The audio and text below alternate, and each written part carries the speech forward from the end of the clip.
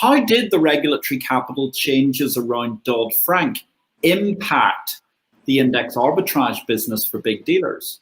Did any market participants find the new regime beneficial? What I would say, though, is we've seen a shift of some of the over-the-counter trading back into futures. So you now see exchanges have developed total return futures contracts as an alternative to a total return swap, mainly because the banks don't want to carry, the capital charges are too high for the banks. So again, they effectively offload that to an exchange. So I think that trend from a capital efficiency does make sense. But I think that trend in terms of more on-exchange trading of the plain vanilla products does make sense because, again, the capital is a lot cheaper if you trade it through a clearinghouse than you would if you have to carry it on your books. That doesn't mean that there's still not a lot of OTC trading. There is in a lot of these contracts. But there's other benefits, other reasons why they might want to do it for insurance products. For example, a lot of times they're done OTC because of the long-dated nature of it. So again, it's not, as far as I know, it's still not mandated to clear through a clearinghouse, but I would imagine at some point that may come to it. And that was part of the bet that we made in terms of making sure that we got paid, whether it was something that was traded or cleared through someone like a CME. We'd also done a deal about the same time where we licensed OCC for cleared index options. That's a very clever move also, given the fact there's quite a different structure. Say, for example, in Europe, where you get a lot of that business can go OTC. Also, the way that they even trade a lot of options kind of upstairs via the electronic systems and so on. It's understandable you were trying to capture the total amount of revenue. So, I mean, it's interesting, though, because walk us through the process, because when you started playing with, say, portfolio management and index derivatives and so on in 1987, we hadn't even thought about exchange-traded funds. And if we fast forward to, say, 2000 AD, suddenly exchange-traded funds became a really meaningful part of the business. You've seen multiple, new product sets grow out of the index business in your career.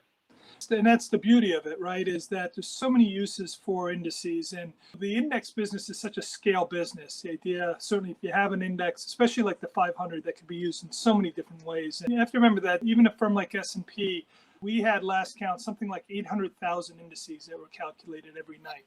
So there's a lot of indices out there. And people will always ask, well, why do you need so many indices? There's different reasons. It could be tax spaces. There could be different preferences. It could be regulatory reasons. So the key is to just get them to use the index and then make sure that from a business standpoint, of course, they're all licensed for that. The next big phase may be token, right? Right before I left, we were starting to look at, can you use tokens as a way to license product providers, right? That may be the future going forward. Again, still to be determined, but you have to think forward in terms of how you're going to license your intellectual property. It's a never-ending story of opportunity, the index world. It's quite fascinating because, you mentioned the fact of 800,000 indexes, and then when you go back, okay, I realize a lot of those are based on other things other than purely traded equities, but there are only 50,000 traded equities the world over. But admittedly, lots of the indexes are based on bonds and based on all manner of different things as well. But it is interesting that the index world has come to dominate our lives. So from the cash markets, the derivatives world. I think when you use a word like dominate, the lawyers get a little nervous, but I would say it's a growing business. But even in the U.S., which is a heavily indexed market, I think our estimates last I saw was around 25% was indexed, 25, 30%. So it's still got a long ways to go. You still have a lot of assets that sit in mutual funds. You still have a lot of assets that sit in individual securities. So yes, indexing is growing. It's visible through the ETF marketplace, but when you think about ETFs are just another way of distributing investment product. And so, an ETF could be anything, right? And sometimes people think of an ETF as, number one, it's an index and it's an equity index. Well, that's not the case. You have ETFs now across all asset classes.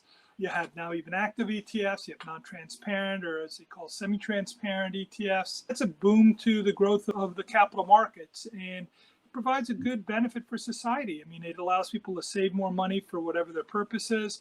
It provides more efficient products, more transparent products. Indices provide all that for all these different types of usage.